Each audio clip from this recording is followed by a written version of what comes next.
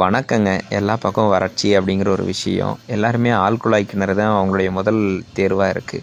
ஆனா நம்ம மாமா ஒருத்தர் காலத்துல மறைஞ்சு வந்துட்டுருக்கிற மாதிரி, கிணறு தான் வேணும் மாப்ள. அதுதான் நமக்கு சரியான ஒரு விஷயம் அப்படின்ட்டு, மாமாவுக்கு மனமார்ந்த நன்றிகள். அவருடைய கிணறு வெட்டும் பணி இன்னைக்கே இனிதே ஆரம்பமாயிருக்கு. இன்னைக்கு கிணறு அப்படிங்கிறது நம்மளுடைய கீழ் மண்ணிலிருந்து கிடைக்கக்கூடிய நீர் தான் கிணற்று நீரா இருக்குமுங்க. இதே பாறைகளுக்குள்ள இருந்து எடுக்கக்கூடிய நீர் அப்படிங்கிறது ஆழமான பாறைகள் இதெல்லாமே ஆழ்குழாய் கிணறு வழியா வரும்.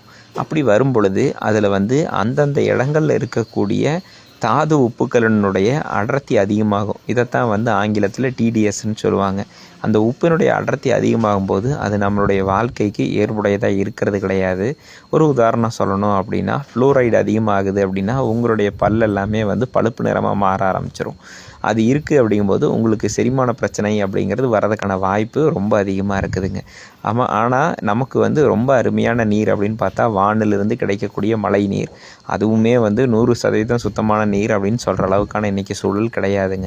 ஏன் அப்படின்னா நம்மளுடைய காற்றில் இருக்கக்கூடிய அந்த பொல்யூஷன் அப்படின்ற அந்த அசுத்தம் பார்த்திங்க அப்படின்னா மழை நீர்லேயும் சேர்ந்து வரும். அதுக்கு நம்மக்கிட்ட இருக்கிறதுல கொஞ்சம் பரவாயில்ல சிறப்பான நீர் அப்படின்னு சொன்னோம் அப்படின்னா, நமக்கு குடிக்கிறதுக்கான உகந்த நீர் அப்படின்னு பார்க்கும் பொழுது கிணற்று நீர் தான்.